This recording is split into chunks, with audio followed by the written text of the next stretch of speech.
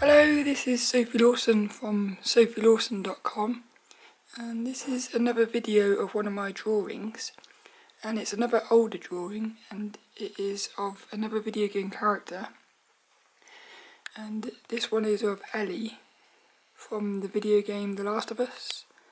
And I remember when this game first came out, I rushed out and bought it, and I was really excited to play it, but I ended up not really enjoying it. I actually found it so depressing that I didn't want to be in that world. So I guess in a way it was very realistic and it had a good atmosphere because it was so depressing, but I personally like to play happy games. So I never played the game that much. I think it's about an hour or two. But while I didn't play it very much, I really fell in love with this character. But before I even played the game, I sort of knew I wanted to draw her because she just had a lot of character about her, and I just think she has a really cool sort of like persona, I guess.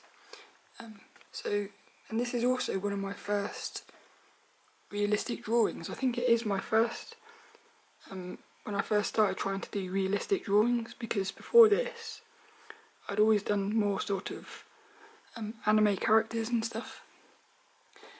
So the main things I've noticed with this drawing is, I think in terms of things, I think her nose is quite good, because it actually does look quite like 3D-ish.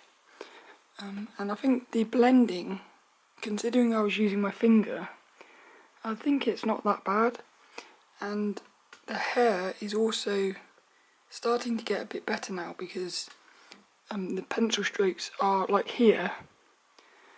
It's sort of blending in a bit more, so it just looks a bit more realistic. It's still very messy, but it's definitely getting better than it was before.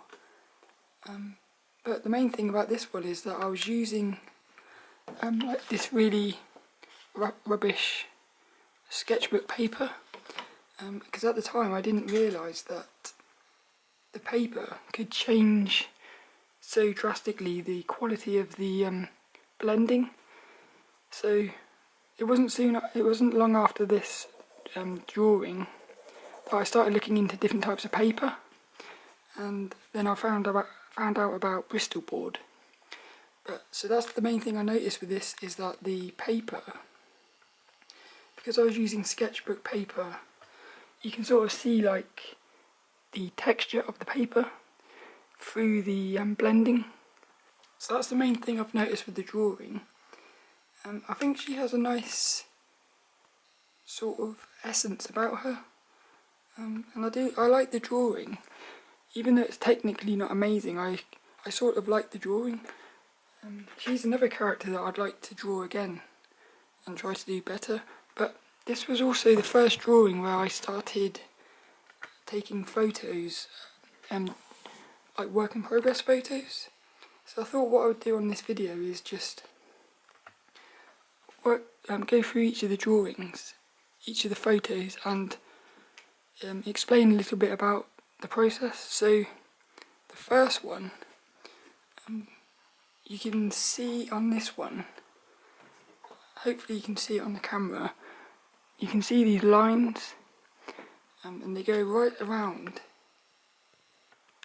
They go right around here. So it goes like there, up there, up there. Then there's another one here that goes centre of the box horizontally, and there's another one that goes vertically, and so that is the centre of the shape. And what I was doing at the time was looking at the reference image and basically using these lines to sort of fill in the shapes. But I don't do that anymore. I use a more advanced gridding method, which I'll probably show in another video.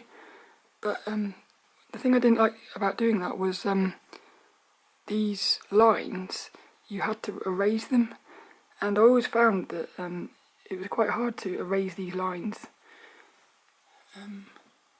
So that was one of the main things, that's one of the main reasons why I changed the way I do it. So that's the first one.